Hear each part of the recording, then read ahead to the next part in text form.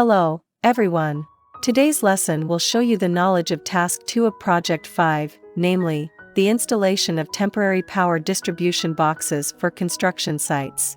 This task requires you to have the knowledge and operational skills to install wires, cables, bus bars, and distribution boxes by installing temporary power distribution boxes on construction sites.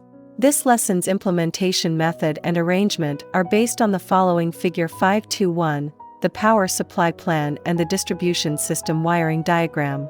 A complete distribution system will be arranged according to 3-tier power distribution, 2-tier protection, and TNS power supply method, followed by testing. The key points for you to master or understand include the following. 1. Common wires. 1. Common wires can be divided into bare and insulated wires. Wires without any insulation layer are called bare wires. Bare wires are divided into bare single wires, single-strand wires, and bare strand wires, multi-strand wires, for overhead outdoor use. 2. Insulated wires. A wire with an insulation layer is called an insulated wire. Types of insulated wires. Depending on the wire core material, insulated wires can be divided into copper core wires and aluminum core wires. Depending on the number of strands, they can be divided into single-strand wires and multiple-strand wires. Depending on the core structure, they can be divided into single-core wires, double-core wires, and multi-core wires. Depending on the insulation material, they can be divided into rubber-insulated wires and plastic-insulated wires. 3. Cables.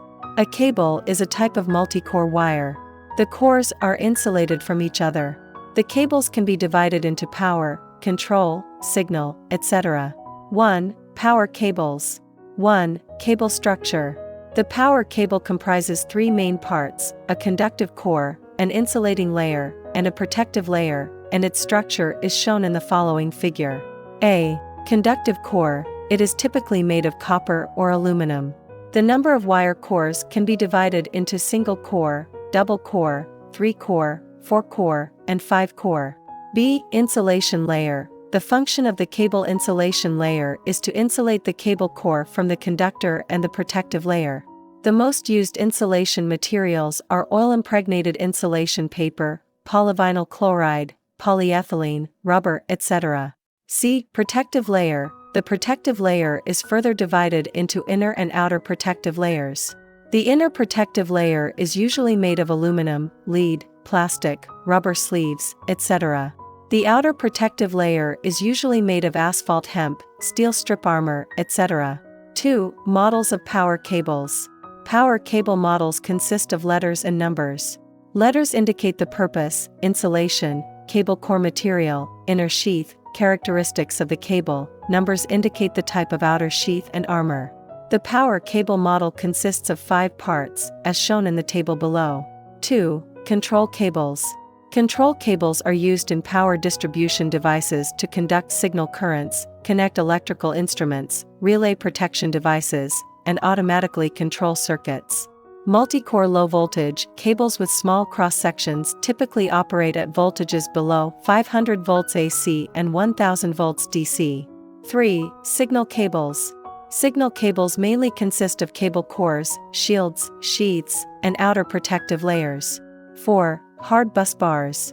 Bus bars are conductors used to collect and distribute high-capacity current, split into hard and soft bus bars.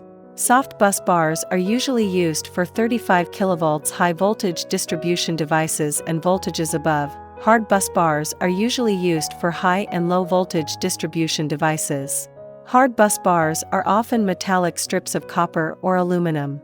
The cross-sections are rectangular, tubular, and groove-shaped. Copper bus bars exhibit superior cross-sectional flow and thermal conductivity compared to aluminum bus bars. Most bus bar systems use copper as their main ingredient. After bus bars are installed, different colors of blocks should be painted to indicate the phase sequence according to the provisions of Table 5.2.1. 2. Installation of power distribution boxes on construction sites. 1. Location and layout of distribution boxes. 1. A main distribution panel should be set up at the site. Below the main distribution panel, there will be sub-distribution panels, followed by switchgear, and then the electrical appliances or devices. 2. Construction electricity's power distribution and lighting distribution should be set in separate boxes as independent power systems to prevent the lighting from any power outages or failures. 3. The fire resistance rating of the distribution room building should not be lower than level 3, and storing flammable and explosive hazardous materials should be prohibited indoors. The premises must be equipped with appropriate firefighting equipment. The roof of the distribution room should have a partition layer, and waterproofing and drainage measures should be adopted. Importance should be given to good ventilation and natural lighting. Efforts should be made to keep small animals from entering the distribution room. 4. The general distribution box is the main hub of the worksite distribution system. When installing the general distribution box, the following factors should be considered: access to power, proximity to the load center, reduction of distribution lines, minimizing distribution distance, reduction of wire cross-section, and distribution quality improvement, as well as arranged wires and easy maintenance. 5. The distribution box shall be installed where the electric equipment is relatively concentrated. 6. The distance between the switch box and the controlled electrical equipment should be no more than 3 meters. 7. The distribution box and switch box should be installed in such a way as to ensure enough working spaces and passages. Debris that may hinder operation, maintenance, or damage to the electrical circuit should be prevented. Bushes or weeds should be prevented. 8. The floor beneath the distribution panel should undergo concrete or hardening treatment. The fence has respective dimensions of 1.2 meters in height, 1.2 meters in width, and 2 meters in length. Inside the fence, there should be no obstructions that hinder operations or maintenance. Items must not be stacked in front of the gate of the fence. There should be enough space for 2 operators to work simultaneously around the distribution box. 2. Selection of switch gears for distribution box and switch box. The switch gears for the distribution box and switch box should be able to reliably disconnect the circuit under normal or fault working conditions and reliably disconnect the electricity leaking equipment from the power supply. Power disconnection points are visible during maintenance. The following principles should be observed for selecting switch gears for distribution boxes and switch boxes. 1. All switch gears must be qualified products. 2. Switch gears should be equipped with isolated power supplies.